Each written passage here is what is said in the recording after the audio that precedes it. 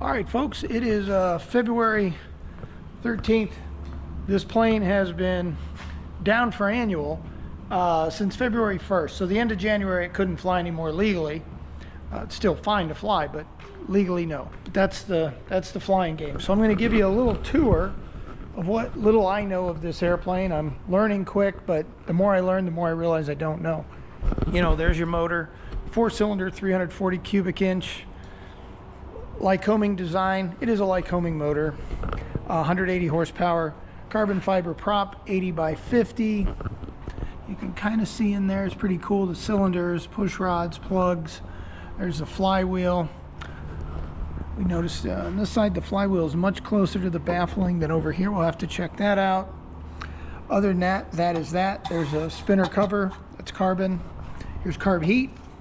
When you pull the lever, well, the inlet is always pushing air. It goes from here around this exhaust across to this exhaust into this. And there's a baffle that would channel hot air either into the cabin or not. This is the oil pressure line. There's an oil line there. There's an oil line there coming off the oil cooler. And over here, we have the fuel line right there. All four of those are being replaced. Mandatory over time. There's 8 spark plugs, 4 on the bottom, 4 on the top. It's carbon fiber baffling. I took out those retention plugs so we can get the spark plugs out. There's the primary air hose. And I'm going to measure that because I'm going to get another one. It's starting to collapse a little bit, so may as well do it during the annual as well. There's the starter. That all looks good. For some reason that gear's not as shiny and new looking, but it is a 14-year-old starter. 14-year-old alternator as well, even though it only has 380 hours of use on it. The belt, not sure, but it looks fresh and it looks tight. Not sure if that's a mandatory change. We will find out. But I just put on the oil filter. We added 5 quarts of fresh aviation oil. If you look here, there's no magnetos on this plane. It's an electronic ignition, and that's what that is. It's a dual electronic ignition, a left and right side of that. And you can see the exhaust goes 4 into 1. There is a breather thing in there up inside, the oil overflow breather, and that has to be cleaned out probably every 10 hours or so. I clean it out every few flights. There's carb heat and there's mixture going to that carburetor. That carburetor right there, also 14 years old. The motor was rebuilt, what they call an inspect and repair as necessary. They did that an hour before I bought the plane. So theoretically, this motor only has about 30 hours on it. Same with the prop, 30 hours. So that's all good stuff. That is your carb heat right there. That whole mechanism there is carb heat, and clean that up some. Comes off the exhaust, gives you carb heat. The carb heat pipe is on the other side. Throttle is over here. I just verified it by actuating the throttle. The throttle is this one. So that is your throttle on the carburetor. That move, it's mixture all the way out and in. So you have all those coming right out of here. They're all nice and secure and clean looking. I put those shocks on, Acme Aero shocks. Those were about $4 grand, but they make a huge difference. These tires, when I bought it, had 24 to 50. They got about 55 hours on them now. I don't know how many landings before, but I've put about 100, so let's call it 150 landings. And we'll see how long they last. They're very expensive. 2 replacements are about $5,500. We pulled off the hubcaps. There's the wheels, 6-inch wheels on 29-inch rubber. Is that pretty cool or what? We're going to pull those wheels off and we're going to repack the wheel bearings on those. All the control cabling seems to be in good shape. No fraying, no corrosion, which is good. There's the pitot tube. It's the world's teeniest little pitot tube. Everything's looking good on the control systems, both for the ailerons, the flaps, the jack screw for the rudder in the back, for the horizontal stabilizer in the back in the elevator.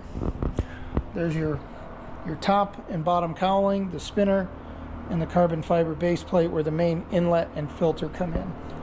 There's the ADS-B and the wingtip strobe. There's your aileron. You have your top and your bottom push-pull connection points. Again, we'll be checking out all these mechanisms and lubing everything as well. We have this up on a jack because we're going to take the tail wheel off and repack the wheel bearings on that. All these inspection covers, probably a couple hundred screws. There's 5 there, 3 there. So that's 8, 9, 10, 11, 12,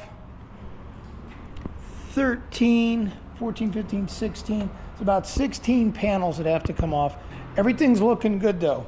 The quality of the, you know, all the fittings and the internals are looking good. The tail wheel, that's supposed to be about 60 pounds of air in there.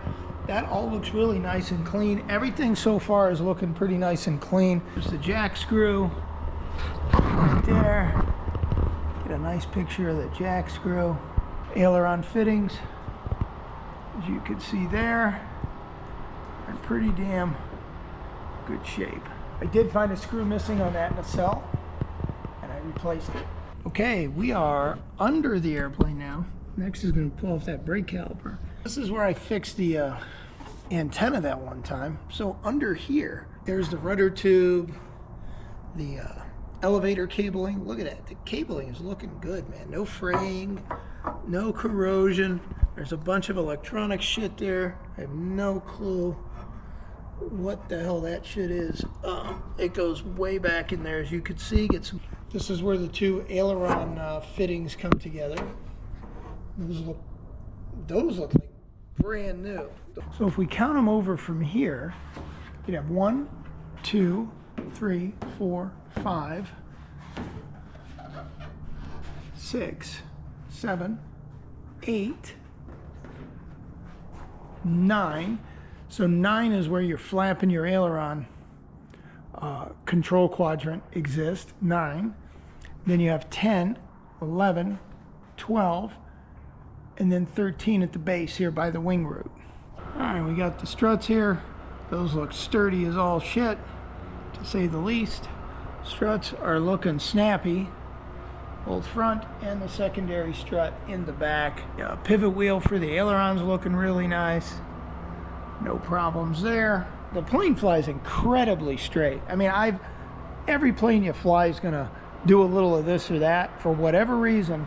This is the only plane I've probably ever flown that just, it is true as an arrow, man. Everything's looking pretty damn nice up in there. What dictates why they put certain panels? Well, this one probably is because of the stall warning. This runs to the landing light, and I think it runs some electronics as well. Let's see what we see with that. Best as we can. So here's a view going towards the airplane. That's looking at the equivalent spar on the left wing as it would be on the right wing. Same position. Now, there's also an inspection here that gives you a look at the same spar. So I keep calling it spar. There's that. Now, if we come over here, and we only have one inspection panel. We do not have a inspection panel to look outwards. We can look inbound on number 9. And that is it. That's all we can do. What we see.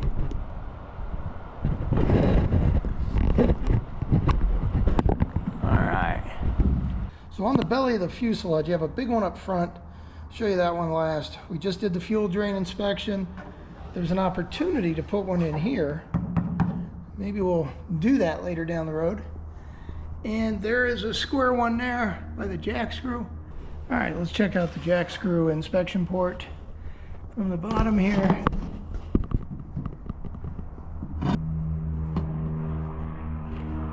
And do it.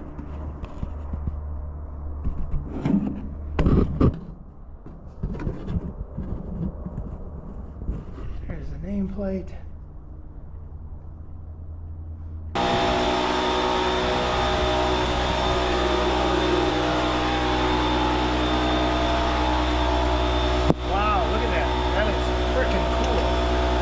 What does that say on it? LSE Ignition. Is that what it says? Yeah, but like And there's a positive and a negative.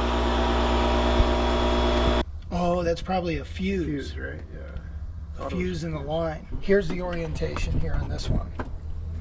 Okay. So which one did you just take off? The one with or without the fuse? The one without the fuse goes on the side towards the outside of the airplane on the right. Like that, right? Yeah, yeah. Oh, that does say positive. It does? Once you take it off, it says it. Okay. Come on. That ignition box is crazy, dude. We should fool them, but they do look snug. These and stuff. Well, no, like you see those cables. Okay.